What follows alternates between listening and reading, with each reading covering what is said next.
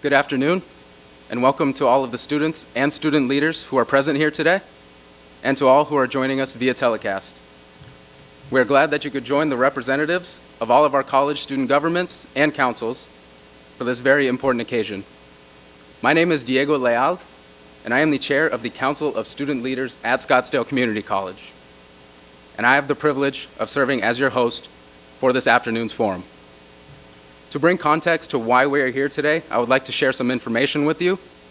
All of the colleges that we attend make up what is known as the Maricopa County Community College District. This district is led by a chancellor, and in January of 2016, Dr. Rufus Glasper retired as the chancellor of our district. In February 2016, the district's governing board embarked on a national search to select who would be named the fourth chancellor of our district. The governing board utilized a national search firm and a comprehensive search committee to identify qualified candidates and recommend finalists. The search committee, co-chaired by ASU President Michael Crow and Maricopa Community College Faculty Association President Selena Bednarik, interviewed 6 candidates, originally a group of 20, for the chancellor position, of which 3 finalists were recommended. 1 candidate withdrew their name from the process prior to being submitted to the board for its formal consideration. The governing board determined from that point to move forward with 1 of the 2 finalists. Today, the governing board has provided an opportunity for students to engage with the finalists and to provide feedback to the search committee and the governing board on their selection for the chancellor's position. For those who are not familiar with what a chancellor is, the chancellor is the chief executive officer of our district and is responsible for the successful operation and fiscal health of all of the colleges, skills centers, and student support centers that make up the district. The chancellor supervises a team of 11 college presidents, vice chancellors, as well as staff and faculty representatives, all who work to support the 250,000 students and 10,000 employees. The chancellor represents the entire district to external partners such as legislators, local corporations, foundations, and community organizations. The chancellor is hired and supervised by the district's governing board, which is composed of individuals who are elected by the residents of Maricopa County. This afternoon, we have an opportunity to meet and learn about the finalist for this very important position, Dr. Maria Harper Marinick. For some of us, Dr. Harper Marinick is not a stranger, for she has served as the Executive Vice Chancellor and Provost of the district since 2010. We have provided a bio of Dr. Harper Marinick for those who are present, and for those joining us via telecast, you can find her bio at www.maricopa.edu/student-QA. That is www.maricopa.edu/student-QA. Since our time is limited to no more than 1 hour, we would first like to allow Dr. Harper Marinick to make opening remarks, followed by questions we gathered from student government leaders and student groups this week.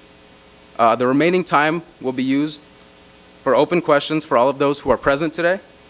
Luis Fragoso, student council member from Paradise Valley Community College, will be in the audience to take your questions.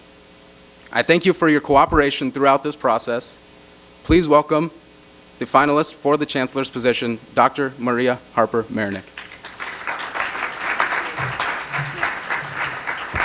Thank you so much for your introduction and being the host for the session today. And thank you to all of you for being here today. You are my second student group, so I'm expecting the same level of insightful questions that I had yesterday when I met with the students at Estrella Mountain and was really impressed with the interaction that I was able to have. They gave me great energy, and that energy lasted for the rest of all of the other events that I had to be present at.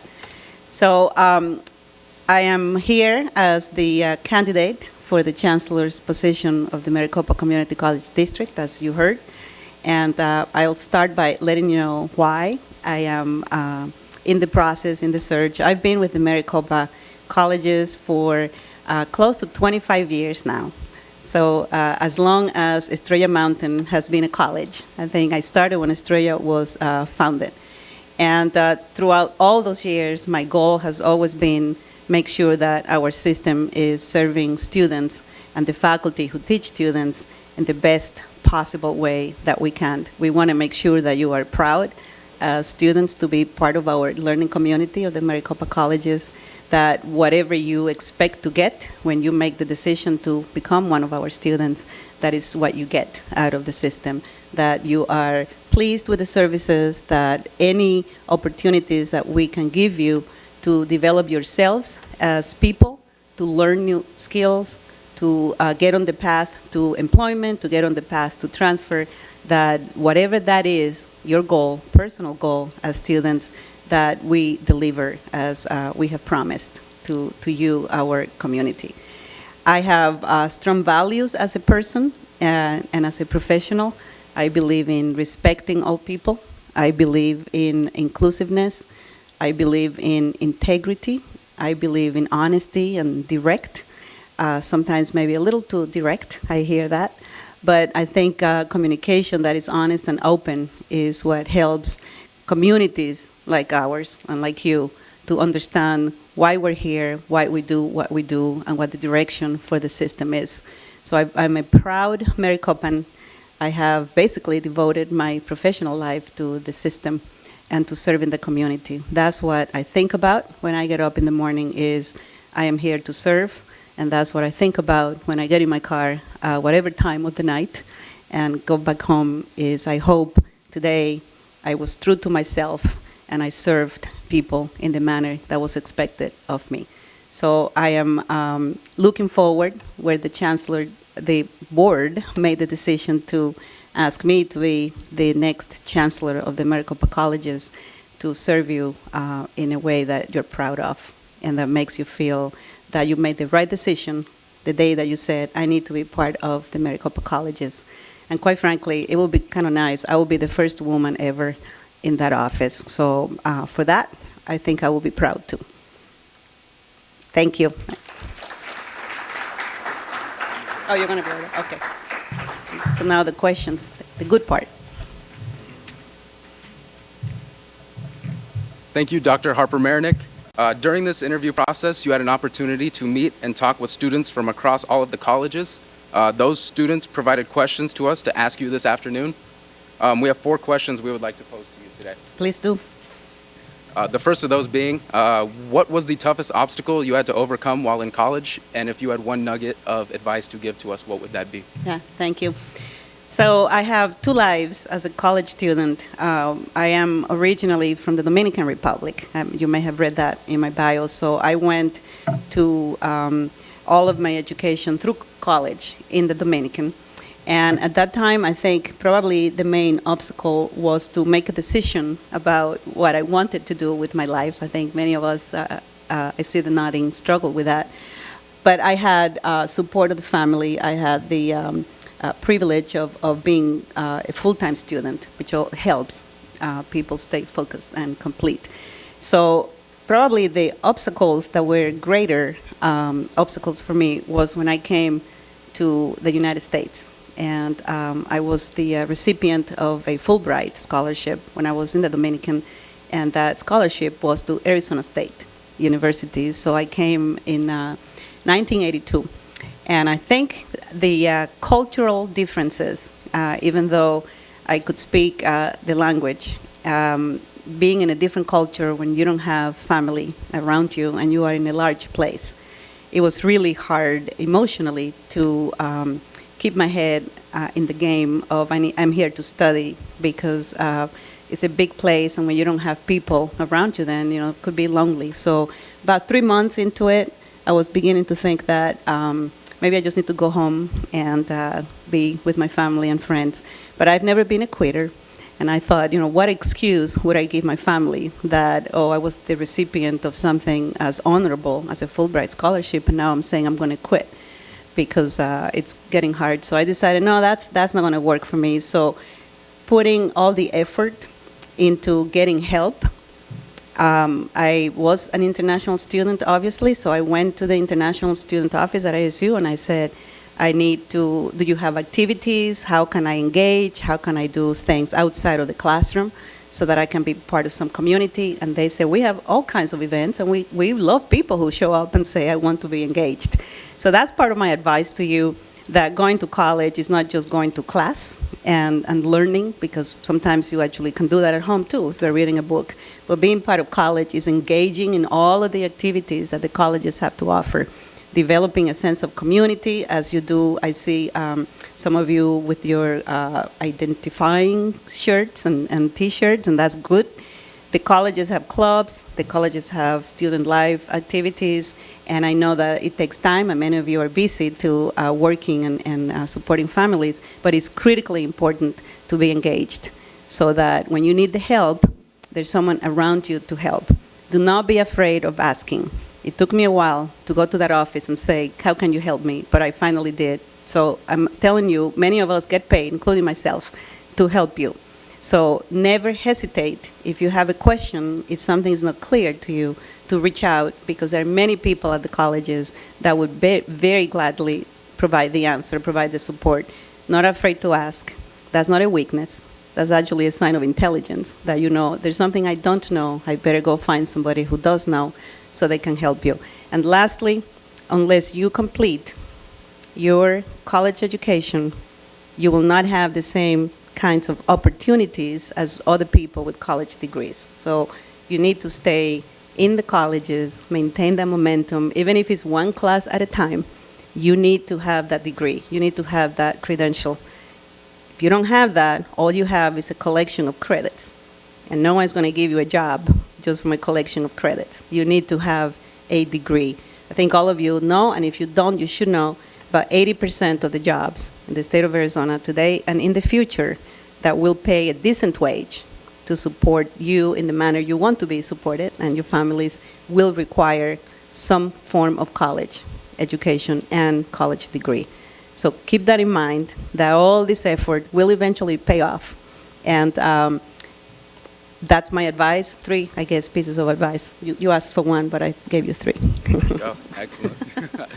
The second question presented by student government leaders and student groups was the cost for bachelor's degree is fairly expensive, and coming to a community college helps keep that affordable. How will you plan to keep tuition rates affordable in the future? That's a very good question. I've never been inclined to pass the burden to students.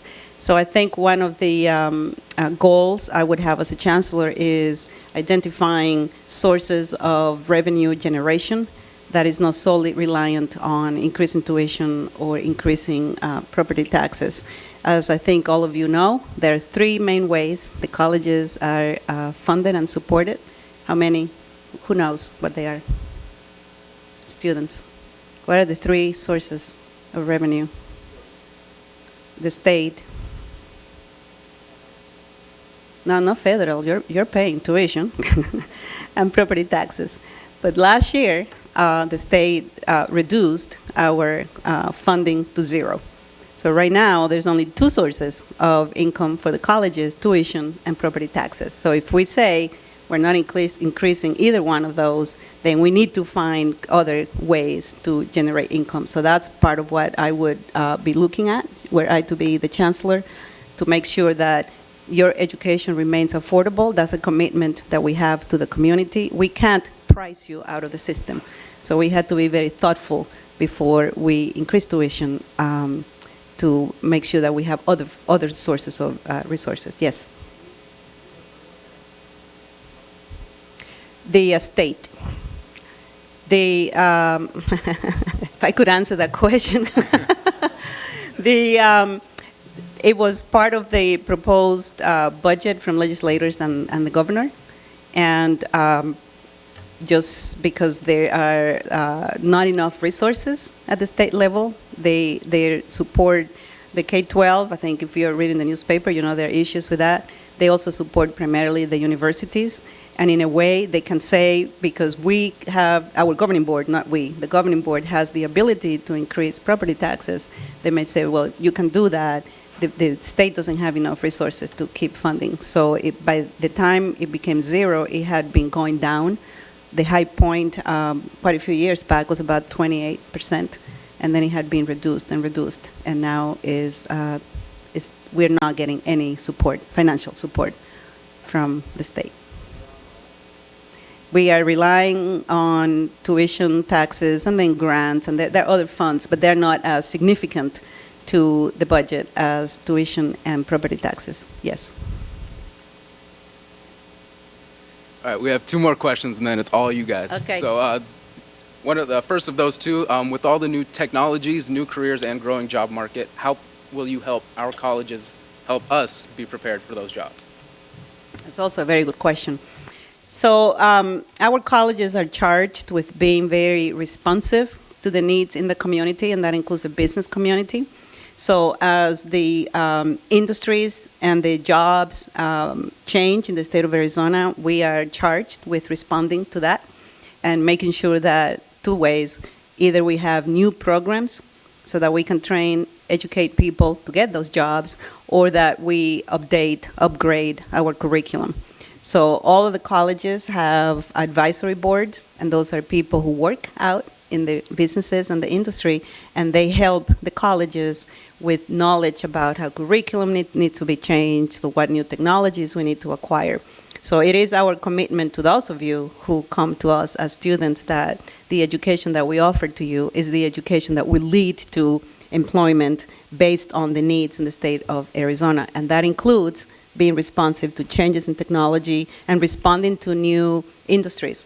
For example, right now, a growing sector in the state of Arizona is alternative fuels and energy. So we already have a great partnership at Estrella Mountain Community College to train people in energy in all levels of jobs available, from linemen to people working for Palo Verde to creating pathways so someone could actually start at the colleges and eventually become an engineer if that's what you choose to do at one of the universities. So that's part of the mission of the colleges, is to always be responsive to the needs in the community. And the last of our four questions prepared by student leaders is a rather profound one. If you could be remembered for one thing, what would it be? I want to be remembered for being a good person. I want to be remembered for being kind and being civil and being respected and respectful of other people. Titles are not as important. Money is not that important, because if I wanted to make a lot of money, I think I would be working somewhere else. So I work very hard on myself as a person. I am a very reflective person, and every day I spend time thinking about what can I do tomorrow to become a better person, so that when I'm not around anymore, people say, she was kind, she smiled, she helped. That's all that matters. Thank you, Dr. Harper-Marinick, for answering the questions that we have prepared here. As previously stated, Luis will be going around with the microphone. Let's see. We have a good little over half hour to answer questions. Yes, or answer thank you. questions. So please, students. And I think you need the mic right because of the and when Luis comes up, taping. Mm-hmm. yeah, Luis will be walking around, so I'm just go ahead and decide at your leisure there. We just ask that you state your first name and your college that you're representing here when you answer questions. All right, so definitely I just want to thank everybody again for being in attendance here, as well as those who are watching via telecast. If you are still wanting to submit questions but you're not in attendance, you can submit them to Chancellor Search at domail.maricopa.edu. That's Chancellor Search at domail.maricopa.edu. So right now I'm going to be going around the audience, and if you have a question, just raise your hand up high so I can go to you. Do I gotta get up? Oh, hey, hi, what's up? My name is Brian Herrera. I go to South Mountain Community College, and I'm in business entrepreneurship. But my question is, so what are we gonna do? We need money, and do we do partnerships with like local businesses or in order to like get more money, or will that kind of like make us lose a lot of money? Spoken as an entrepreneur, so that's a good question. We need to look at new ways of generating resources, and one of those is partnering with businesses in a variety of ways. We have some restrictions in what we can do when we partner, what we call public-private partnerships. So we can't do anything that we would like to, but we can do more than we do today. So that's part of the conversations the Chancellor would need to have with the college presidents and everybody else who's involved in providing leadership is what are the potential partnerships that we haven't put in place before that would be revenue generating. In addition to the traditional ways. So we have a new law was passed this year that is allowing us to increase what we call the expenditure limitation. So there are things that we can do moving forward that we couldn't do before about a month ago. So those opportunities are things that need to be explored, analyzed, and then at the end of the day, is it a valued partnership because the values of that organization are aligned with the values of Maricopa. It couldn't just be for the sake of generating resources because we have a mission and we have a commitment to the community that we have to stay within. But certainly opportunity, business entrepreneurship, if you have ideas, you can send me an email. I welcome them. Other questions? Don't be shy. Please make sure to state your first name and your college, please. Hi, I'm Christian from Estrella Mountain Community College. I just had a quick question. I'm sorry, what role do you see the Office of Student Life and Leadership playing with the professional, academic, and social development and success as a student? Thank you for that question. The role of that office is to supplement many of the things that happen in the classroom.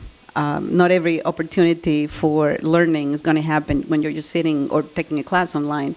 So what I hope the Office of Student Life is doing is engaging you in a conversation about the kinds of things that you want to do as students. I know clubs, that's a more traditional way to do that, but there may be other things that you want to do. There may be clubs that the college doesn't have, and I think it's your responsibility to speak up and go to the office and say, what about these other activities that we believe will help us develop as people? So I think it's critically important to have, in addition to quality education courses and programs, is to have the opportunity for you to engage and grow in different dimensions as people. So I am fully supportive of the Student Life Office and will continue to be.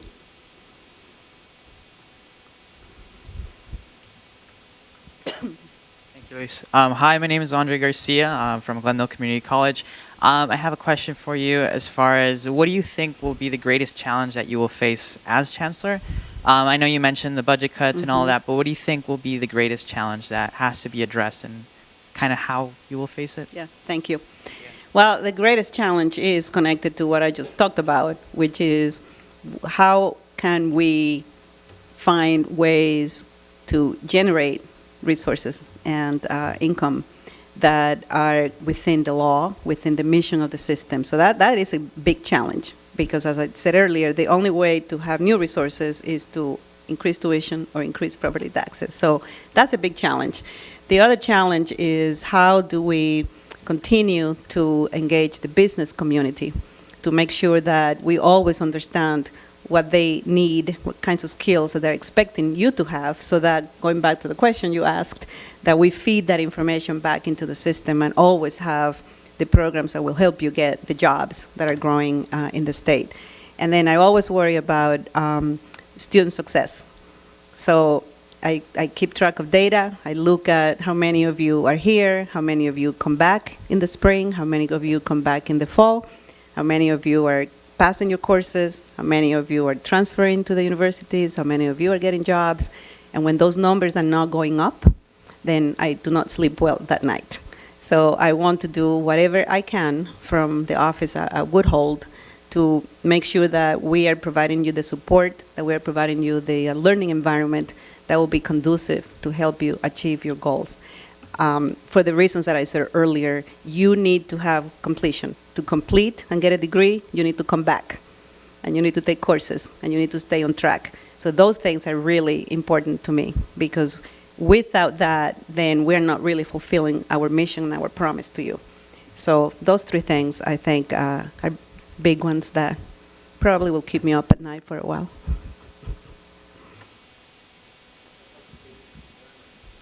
The biggest concern right now is resources. Absolutely, yes. Because we can't grow, we can't do too many new things unless we have resources to invest on them.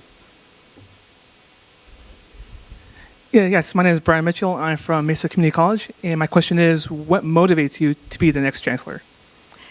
I think serving you is what motivates me. I have dedicated my life to education. All of my jobs, all of my degrees are in education. I wanted to be a teacher since I was a little girl, and I've never kind of deviated for that. Today I teach when I can, but obviously that's not my job, my primary job. But I want to see people develop. I want to see every single person develop to her potential. And that's what community colleges do. We are open door institutions. We have always say is, however you are, you come and join us, and we're going to help you get on the path that will make you be successful. That is the kind of work I have chosen to do, I like to do, and when things are getting a little tough, I remind myself why I'm doing this, and it's for those reasons. It's because I truly believe every single person has the potential to be great, and can only be great through education and through the work we do in community colleges. So that's where my energy comes from, and that's why I appreciate being in front of students, because then you remind me exactly what that looks like when times get tough. I think I need to keep pictures of students in my office. I get reminded, so thank you. Hello, my name is Lindel Sanjuanero. I'm from Phoenix College with the Student Leadership Council. In regards to the students who are taking below 100 level classes, those are the people who are more at risk to drop out and are more likely to drop out. I know we have tutoring sections, but how will you be able to help them more, to motivate them? I don't know exactly motivations, what they need, but maybe more hands-on like resources for them. Yes. That's actually another thing that I spend a lot of time concerned with. I think about 60% of the students that come to our system need some form of developmental education, which is what you're talking about. So those are the courses below 100 level courses, so they're not really college courses yet. And then the support services that come with that. We are, and we also know if someone starts at a college needing 2 or more developmental education courses, the likelihood that that person will stay and complete and get a degree is very low, because you're taking the courses, they do not apply to a degree, and you're using your financial aid, and you're using your energy and your effort. So we do spend a lot of time thinking about what else can we do, what can we do differently to help the students. So many of the colleges have tutoring centers. Some of them have success coaches. South Mountain has that. Advisors that are willing to help. We have faculty members who spend a lot of time thinking about what else can I do in my class to make sure that the students are learning what they need to learn and that they move to the next level, which is the whole purpose. I agree with you that I'm not sure that is lack of motivation, because if they were not motivated, they would not be showing up. So the students are here. I take motivation as a given. I think is a partnership between the students and helping us understand what else do you need. You know, the students need to approach their faculty, approach their advisors and say, I'm not getting enough, so that we can deliver that. But those of you who are students, especially if you were at some point taking developmental courses, if you have ideas of things that you sit around thinking, I wish we had seen that, I wish we had had that, I would love to hear them too. We try all kinds of things, and we have some very good work. We have very good success. Many of the colleges have done, Scottsdale, great work in developmental math. And I know that South Mountain also has some very good programs. So it's not lack of effort. It's just a really hard problem. Not all the students who need developmental are at the same level. Some people just need a refresher because you've been out of school for a while. Other people need basic math. Other people need basic writing. Other people, maybe the day you took the assessment, you were distracted or not feeling well. All you need is retake it. So we can't treat all the students as if they all need the same, because every student has different needs when it comes to developmental education. So it's very hard to have one solution to that because it's not, again, everyone doesn't need the same. So we try, but if you have ideas, as you offered in terms of tutoring, that you think we need to consider, I would love to hear that.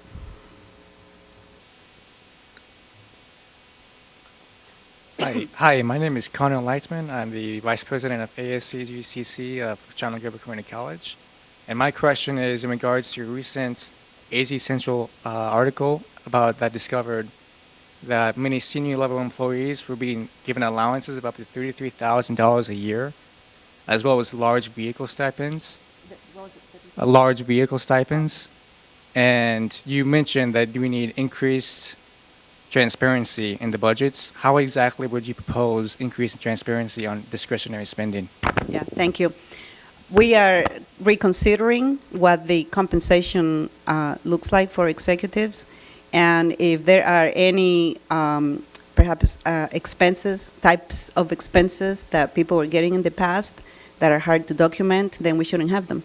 I think what people get compensated fairly and equitably to be competitive as we hire new executives should be clear why people are getting compensated. So we are already working on making some of those changes.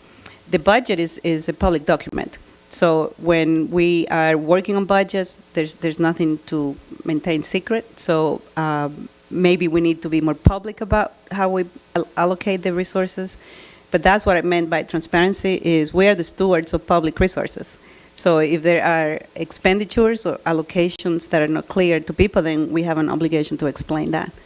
And that's my commitment, is transparency and better communication about where the money goes.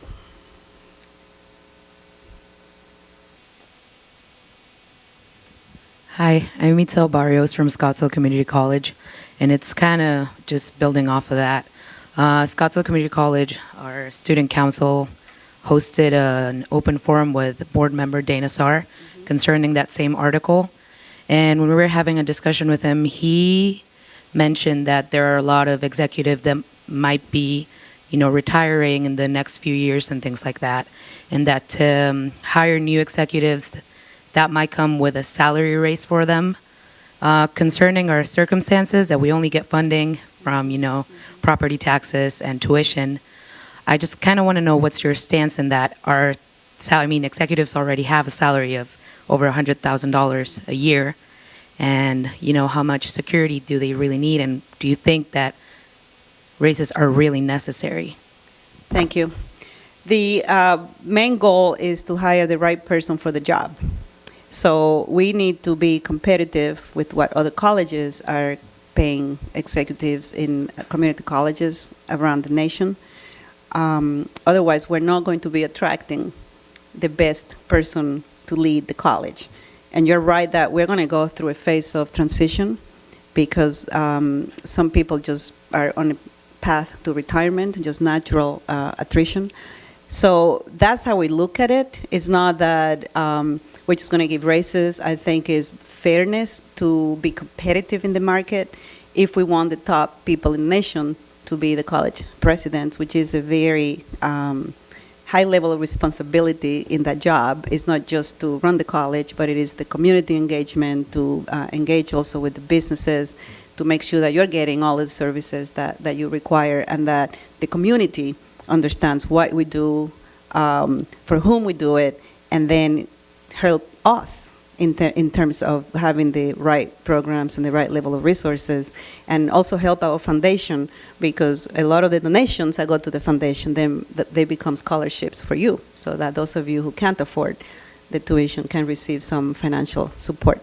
So that's how those decisions are made, is based on, is it fair, is it equitable, and are we attracting the top people in the nation? And we are not the highest paid leaders in the nation for community colleges. We're about mid-range, not lowest, but not highest. Did you have a follow-up question? Sorry, I forgot. What do you think is the likeliness of having a tuition increase in the next couple of years? Well, I don't want to be predicting what will happen or not happen, because it's actually up to our governing board to make that decision. I think that I'm not inclined to request an increase in tuition frequently or every year or every other year. But if the time came when we are as efficient as we can be and we are as lean as we can be, and we still need resources to run the institution, I can't say there will not be an increase in tuition requested, but all things equal as they are today, my inclination is not to do that, because I know the burden is on you. And as I said earlier, our mission is to provide access to affordable, quality education. And if we remove the affordable out of the sentence, then we're not fulfilling the mission of community colleges, which is the reason why we exist, to make sure you have access. Hi, I'm Felicia from Estrella Mount Community College.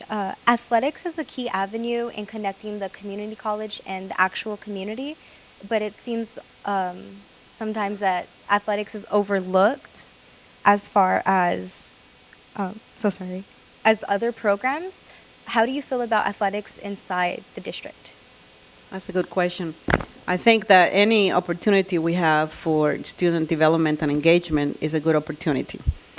I am not inclined to say we should have a full array of sports at every single college, because athletics, it's expensive. It's expensive to have teams, it's expensive to maintain the facilities and all of that, but I do support a very thoughtful approach to where do we need to do it, what makes sense, what is the need the students have expressed in terms of athletics.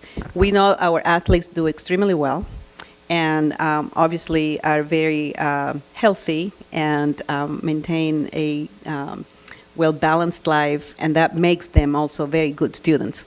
We know that the completion rate among athletes is pretty good. So I am very supportive of athletics as part of what the colleges offer to the students beyond courses and programs.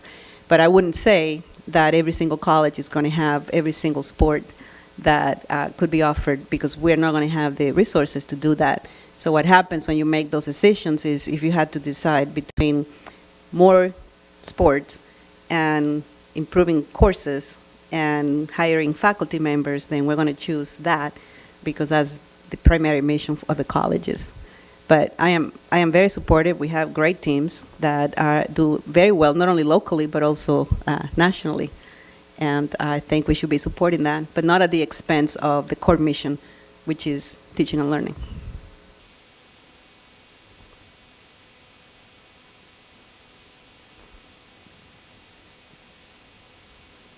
Hi, I'm Regina from Glendale Community College, and I was just wondering, what's something that you've learned being an interim chancellor that you can take with you as chancellor? Thank you. That's a good question. That's a very thoughtful question. I think what I have spent more time than I had before recently listening to people, and especially listening to the students. And as a matter of fact, after the session yesterday at Estrella Mountain with the students, I was thinking, why don't we do that more often? Why did we wait for an opportunity like this to do that? Because I was charged, but I also was impressed, like I am today, with your questions and what you're thinking about. So I decided that whether or not I'm chancellor, if I'm not chancellor, I go back to my other job, which is the executive vice chancellor, that I would spend at least once a semester holding forums like this with students, so that I can hear from you what's on your mind, what are we not doing for you. So I'm not sure I would have reached that conclusion if I hadn't gone through that experience yesterday. So that would be one thing.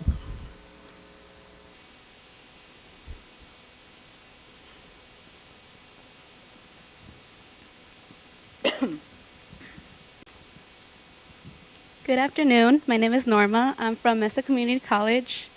I was going to ask you if it's even a concern for you that all our community colleges are not really that known. Like billboards, I see GCU, ASU just advertise me. Is it important for you to know, for the whole community to know about community colleges? Because a lot of people don't even know about that. Oh, yes, it is. I think I have been, this is my, I think, fifth forum, and I think every single one of them I have talked about that. because what I would love to see that we are top of mind. That when the students are thinking, I need to choose a college, the first thought is one of the community colleges in the Maricopa system. That when the businesses are thinking about, we need to train employees, we need to have a new partnership, the first thought is, let me call the Maricopa community colleges because they offer what we need. That when I am going out and about and people speak of all the great things that are happening in the state of Arizona, that we get at least one mention. I count. What we can't do is compete in terms of advertising with the universities because they have the resources that we don't have. So I don't think we'll ever see, when you, how many of you have gone through Sky Harbor Airport? You know, you come down the stairs and you see the 5 screens, and Grand Canyon has like wonderful advertising. I love to see it. You look at it, it's entertaining, it catches your attention. Well, we can't afford that. So we need to find different ways to promote, but absolutely true. That is one of the things that I have spent a lot of time not only thinking about, concerned about, and quite frankly, sometimes mad about when someone says, I didn't know that, or Maricopa is one of the best kept secrets, and I'm thinking, wait a minute, we've been around as a system for district for 50 years. And of course, Phoenix College about, I don't know, 95. So what do you mean you didn't know about that? So I think people appreciate what we do. I think in many cases is almost like a given. You know, we're part of the community, the colleges are there, but I would love to have the colleges mentioned as the most admired colleges and the most respected colleges, and the college of choice for the students and the trainer of choice for the business community. Absolutely, yes. That would make me very, very happy. Just kind of on that note, would you mind me asking where you kind of stand on the One Maricopa initiative, just on the topic of branding and just kind of where that is in the process? Yes, thank you. That's a good question. So there are many components of the One Maricopa vision that former Chancellor Glasper put forth, and I think a primary part of that is improving the services to the students, so that when you need to register, for example, at more than one college, you don't have to repeat that process multiple times. So when the One Maricopa started, the primary driver for that was to improve the experience of the students.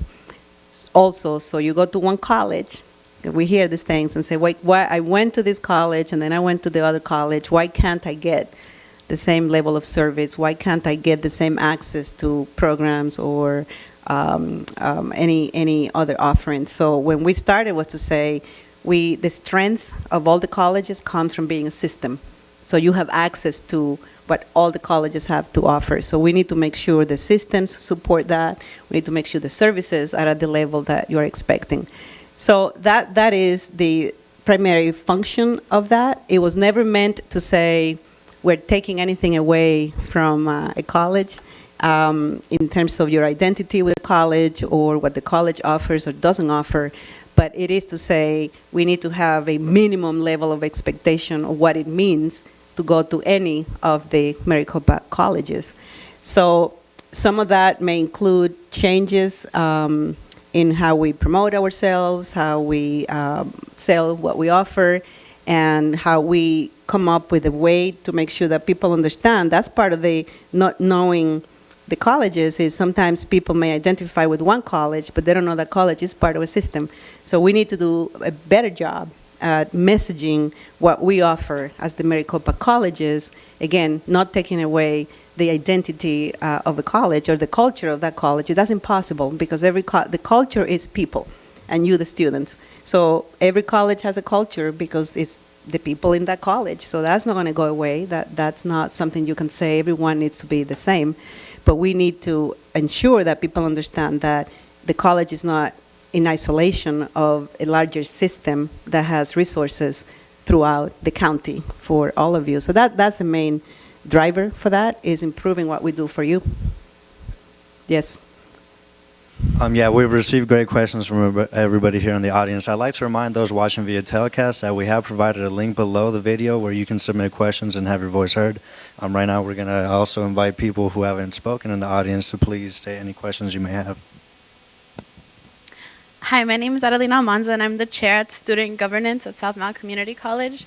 And one question that I get asked constantly by my advisors and the president is the decision that I make during our meetings or during the committees that I'm in, have I seen them implemented in our students? Because student governance is only about like 12 of us.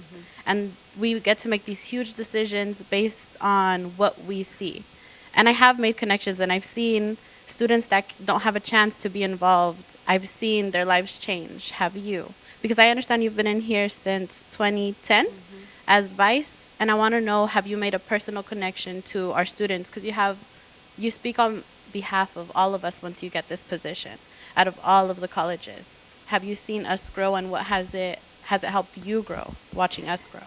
Oh, I think I've seen that over and over and over. Just last night, I went to the Maricopa Foundation dinner, and we had two students speaking about the dramatic life changes that came from being part of the colleges.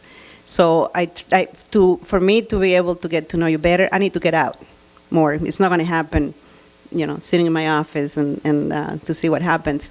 So every time I'm invited to go to a college and speak to students, I was at your place in March, I say yes immediately as a priority, and if I have a conflicting event, I usually cancel that and go to where the students are, because I want to be reminded of why I do what I do. I am convinced that for many, many of our students, the colleges was the gateway to success and to, in many cases, a better life, and a changed life. So there's no question about that, but I like to see your faces, because sometimes when we talk about students, it's almost in the abstract. And then when I see your faces, I remind myself, no, for every one student that we count, every number that we use, there's a real person behind that.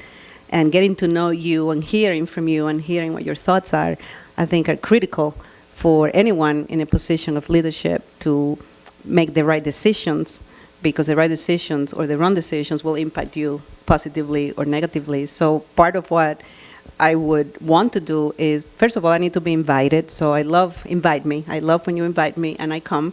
And look for other opportunities, as I said earlier, to hold forums like this where I can meet with the students and you can feel free to ask whatever you want to ask. No question is a bad question. But certainly changes in lives of people, yes, many stories. I mentor a lot of people too, many students. So I get to see them grow as people and then become professionals, and I love when I hear back and people tell me their successes. That it reminds me of why community colleges are created in the first place. I think there was one question, in the back too. My name is Soraya, and I also attend South Mountain Community College. My question to you is, you being as an international student, how are you going to help other international students that want to attend community colleges? Yeah, thank you. I am a very strong advocate for the right level of support for international students. I think that we can't just recruit students from other countries and bring them in and say, oh, here we are, and we'll celebrate your culture, during, I don't know, Multicultural Week. I think that is really important to have people who can advise, people who can understand what the issues are, people who are willing to help.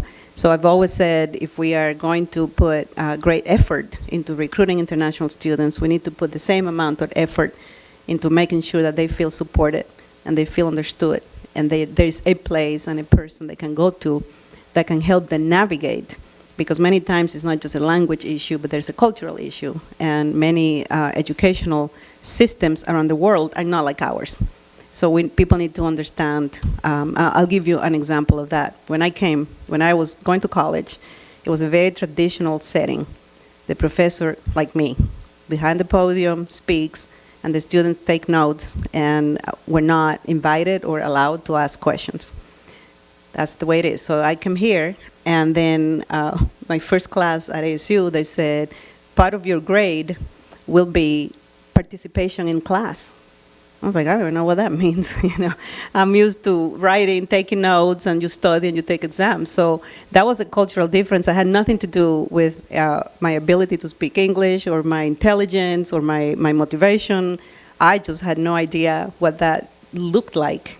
and my grade was going to be dependent on that. So that was a moment of, I was pretty scared, and I had to ask a lot of questions about what do I need to do to demonstrate that I'm actually engaging in the class. So that's just an example of my personal experience where someone needs to understand that there are those differences that go beyond what you look like, what you sound like, what you're eating, how you dress. It's just that behaviors that are not the same from culture to culture, and we owe it to the students that we recruit from other nations to provide that kind of support. We're going to be accepting 2 more questions from our audience. This is more of a statement versus a question. I'm a past student. My name is Belinda Escalante, and I attended South Mountain Community College. And so I just wanted to thank you for some of the things that you're talking about today. Having been a student here at the community college, I attended South Mountain, but I also took classes at Phoenix College. And so far, you've mentioned 2 things that I feel like really stood out as far as of a kind of a need. And so you mentioned the once a semester forum. I feel like that's going to be very powerful for the Maricopa Community College family to move forward, because I think there needs to be conversations, more to find some answers to, for example, the low graduation rate, the low graduation transfer rate as well to university. That was something of concern to me when I attended South Mountain. I was like, are you serious? This is like really low. This is not looking really good for me, because does this indicate something that the school is doing? Or I wasn't sure what that meant. But I remember seeing, I think it was 30-some%, I think, offhand, as far as people that graduate that transfer to university. And so I was like, not feeling very comfortable as far as my own opportunity to move forward. I wasn't sure what that looked like. So I think that there are some things that are maybe happening that by having these forums will bring people together and everyone just kind of talk freely as far as problem solving. The other thing too that I experienced was kind of just not a seamless process with the whole concept of the One Maricopa, meaning the consortium agreement. I felt like it was really just tedious that I would have to go to Phoenix College and fill out whatever paperwork and then bring it back to South Mountain, because that was my home campus. So there are some things there that I appreciate what you're saying, that you're looking at, because I think that's going to really help support more success. So thank you so much. Thank you for your comments. And I'm going to encourage you, students and others, to reach out to the people at the college that you know that are supportive, because the forums and the exchange with students and the open dialogue about what you want to see and what questions you have, and also for you to understand what struggles and challenges the system has, because you are also ambassadors of the colleges. You need to do that at the college level too. So just because a chancellor would engage you once or twice a year doesn't mean that that should be the only way that your voice is heard. So I am going to assume that you have opportunities at the colleges to do that, but if you don't have them, or if you don't have enough of them, then my invitation to you is to make that happen by reaching out to the right people, and some of the right people are right here in the room because I can see them. Question. Hi, my name is Marley Mayon. I'm from Scottsdale Community College. I just wondered what your thoughts were on establishing a greater Maricopa Community College alumni network. I think, unfortunately, a lot of community college graduates don't maybe consider themselves alumni or remember that school where they started. I know ASU just had their Gives Day and they raised something like $4 million, a lot of which was from alumni. So I'm wondering, since we need funding, if we're missing out on an opportunity there, and what you as Chancellor, what ideas you have to maybe change that. Yeah, that's a very good point. And that is not unique to our colleges. I think community colleges nationwide have a hard time with maintaining that alumni base, because people see the colleges as a transition point. And then, so you come, you're here, then you transfer to the university, and when you complete at the university, that becomes your place, your alma mater. So we need to find different ways to engage people like you, to say, what is it that we're not doing, that you don't feel that affiliation with the colleges. It's not lack of trying. All of the colleges do really good work. Phoenix College has a very strong alumni base. And other colleges are trying, but it's really hard to get people to think that this college was also your college. Many of you, by the way, complete especially transfer students, many of you complete all the credits that you need, and the only thing you need to do is apply for graduation before you transfer, but you don't. So you transfer. Now you're not a completer, you're not a graduate, but you have actually accomplished what you came to do, which is complete all the courses that were required for you to be successful at the university. So now you're a university student, but we can't count you, and then you don't think of yourself. And I mean, that happens. I know people in my own neighborhood who, I mean, they don't like when I make eye contact, because I ask them, are you graduating this year? And then they'll say, no, but I'm transferring, and that's what I meant to do. And I say, I need you to complete the paperwork, because I need to be able to say, you are successful in achieving the goals you had when you came. But I need a piece of paper from you so that I can do that. So any ideas, because you are the students, if there's something that you feel we need to do differently or better to make you feel that strong affiliation with the college, so strong that you say, let me give back, even if it's $5 to the foundation. The $5 will help other people. I would love to hear them. So it's not lack of thinking, it's not lack of effort. Like I said, all the colleges do as much as they can to develop the loyalty, I guess, to the college. But it's not unique to us. It's just community colleges, people just think of university degrees. But if you have ideas, I would love to hear them, because I agree with you, that would be a source of additional funding if people were more willing to give back. Excellent.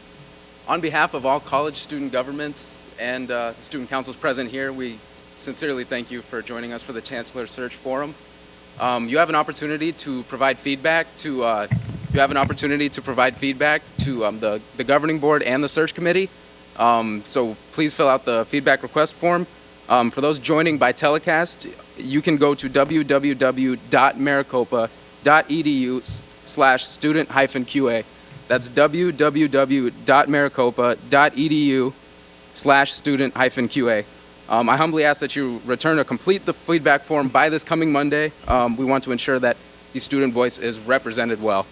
Thank you to those who joined via telecast, and best wishes to all of us heading into finals. Let me just say a couple of things. So if there are pending questions that come to you as you're driving away or tonight or tomorrow, do not keep them to yourselves. So if you have anything pending, anything you want to tell me, just send me an email. I do read all the emails that are sent to me, and I respond. So I would welcome to hear from you outside of the environment. But I also think we need to thank our two hosts, because they did a wonderful job setting up and getting you ready for the forum. So thank you very much, Diego. Appreciate that. And Luis. This concludes our forum. Thank you. This concludes it. Thank you.